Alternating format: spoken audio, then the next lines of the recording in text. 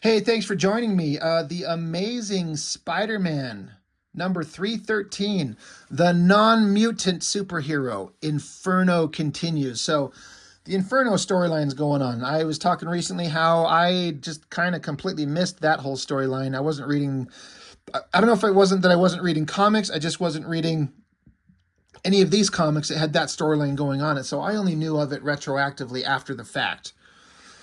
But, I mean, precursor to when McFarlane gets his own Spider-Man title, those first, what, 5 issues?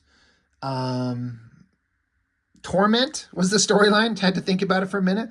Where Lizard was in there as a violent monster that Spider-Man had to take on. Kind of a precursor to that. You got McFarlane going on here. David, I don't know how you say this name, Michelini, I'm guessing.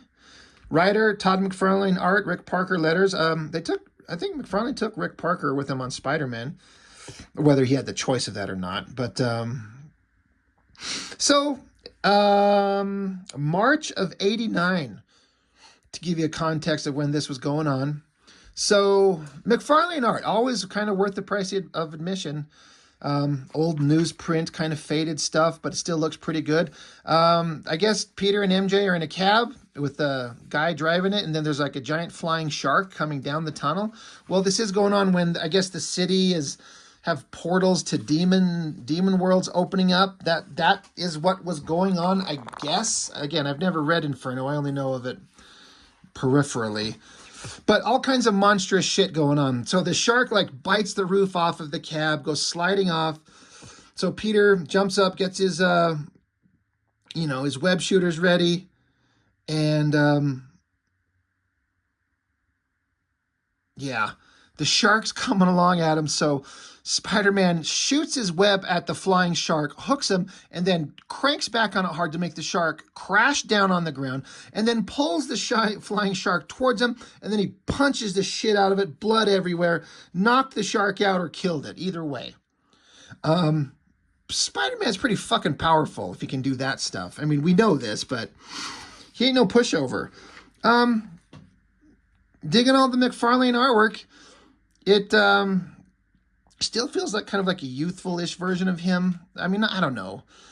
He just hasn't quite kind of become the fully realized version of his art that he would, which I think happens in the Spider-Man title they got on his own, where he kind of just pushed it to a whole new level. It's still really good. Of course, he gets to change around his art style because he's writing it. But we got Dr. Kurt Connors, and there he is, and he turns into the Lizard. And he's always wearing the same color coordinated outfit every time he turns into the Lizard, just so he looks like he's on model.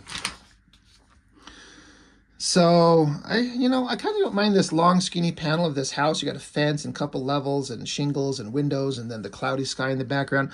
Nice overhead shot. Lots of nice detail, like trim around the top of that crown molding, trim around the doors, pictures, tables, lamps, couches. It's really a tricky thing when you're like trying to draw the interior of a home and you have to stop and think about what is in there, and you'd think it would be easy, but sometimes it's tricky when you're drawing and you haven't really done it. But Peter and MJ, they're visiting whoever.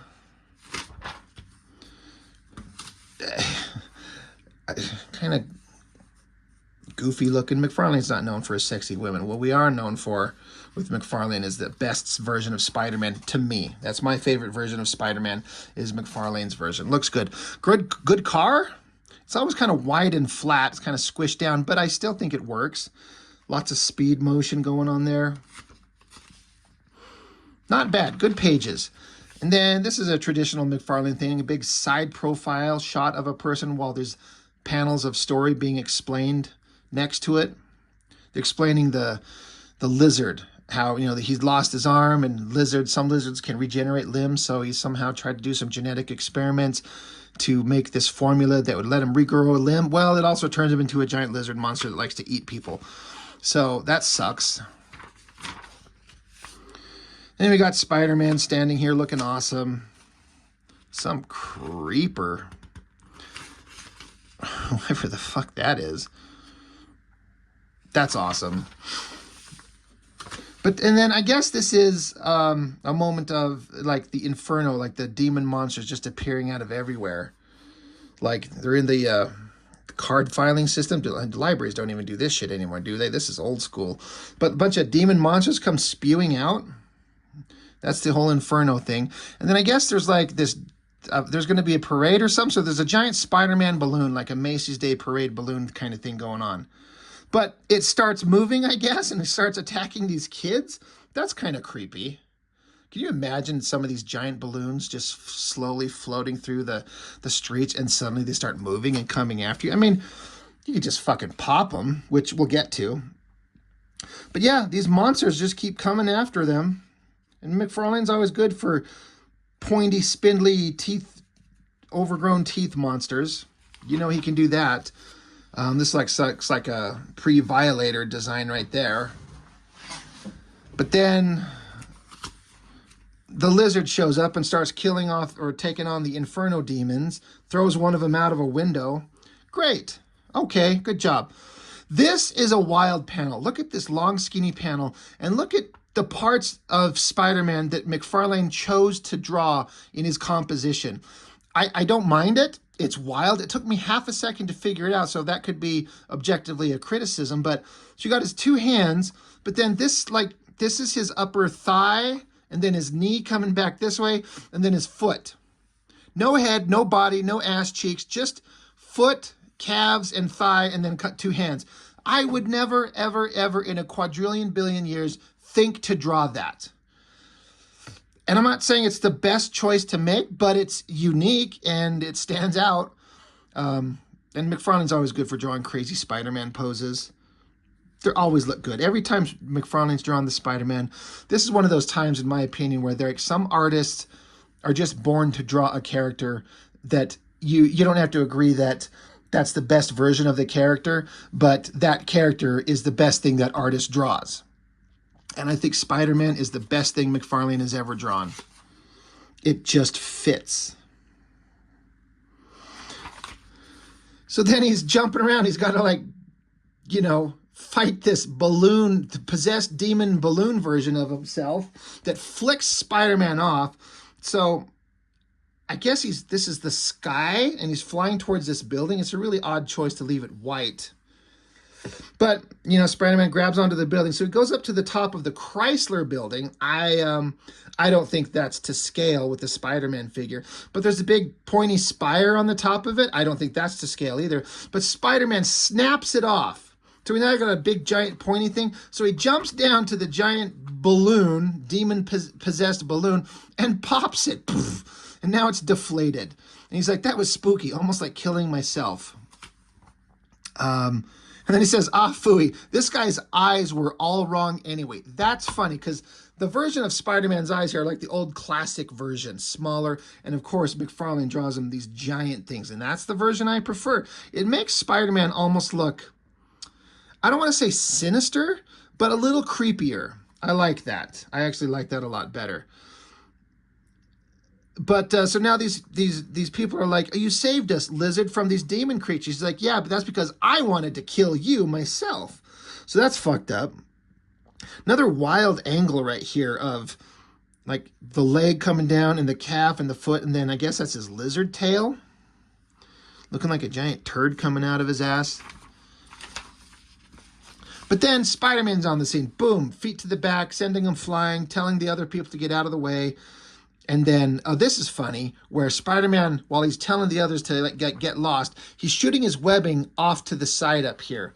Like he's shooting his webbing onto this bookcase, and then he pulls it down and slams it on top of the lizard himself. So all you see is like his little spindly lizard hand sticking up.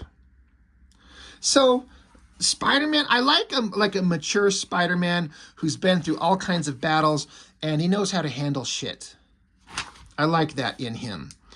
So they're doing some sciencey stuff. Lizards, I guess he's back. He broke out of a containment room. He's got to get the lizard to swallow this serum to counteract the lizardness in him. So Lizard grabs onto him. Spider-Man's got the vial in his hand with his thumb capping the top of it. And then he's able to flick it down the lizard's throat. Gulp. So Spider-Man kind of fires his load down the throat of the lizard there. And then the lizard's just hissing and got his hand out towards him. And then I guess it'll just take a minute for the serum to have some kind of effect. And just the fight kind of goes on, waiting for the serum to kind of do its magic. And then it looks like he's the lizard's getting some kind of control back over himself. Maybe not. He's just thinking to himself. I didn't know the lizard could think to himself. Oh, yeah, I think the lizard, yeah, I guess the human part's asserting itself, because he says his left hand is reaching for the cable on its own. I guess Spider-Man was going to electrocute him, but then the kid's like, don't hurt my dad, don't hurt him. So Spider-Man's like, all right. But then the lizard's left arm on its own is going for the electrical cables, and he says the left arm is controlled by the human part of me, the Dr. Curt Connors. So the lizard says, well, I'll have to eliminate that danger. I'll have to eliminate that left arm. I can always grow another later. So the lizard, losing control of his own body, his own left arm, he's going to chew it off. That's pretty messed up. It's messed up and awesome all at the same time.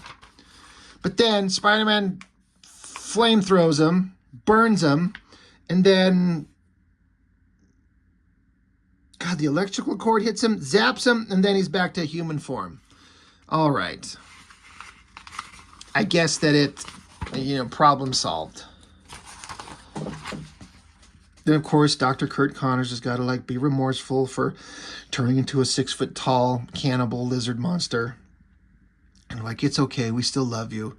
You only ate 3 people this time, so it's, you're down farther from your normal. And then some other characters I don't care at the end. So, just kind of blew through this kind of fast. They're good comics. I didn't read too many of these. I got this kind of secondhand later. It's fun. McFarlane's artwork's always, part of the fun adventure of it all, seeing what he does and how he handles things. There's a reason McFarlane's out there and he's popular. It's his art. Can you imagine, I've said this before, can you imagine if he finally just agreed to draw a Spawn Spider-Man crossover? Just do it, McFarlane, before you die, before a bus hits you tomorrow or something like that. Just fucking do a Spider-Man Spawn crossover and you draw it. Sales will be through the roof. Everyone would buy it, myself included, and I think it would be just great. Even if the story sucks shit, which if McFarlane writes it, it will. But it will be so visually interesting. We could only be so lucky, right? Anyway, The Amazing Spider-Man 313. Good times. Quick video. So that's all I've got for now. Thanks for watching. I'll see you on the next one.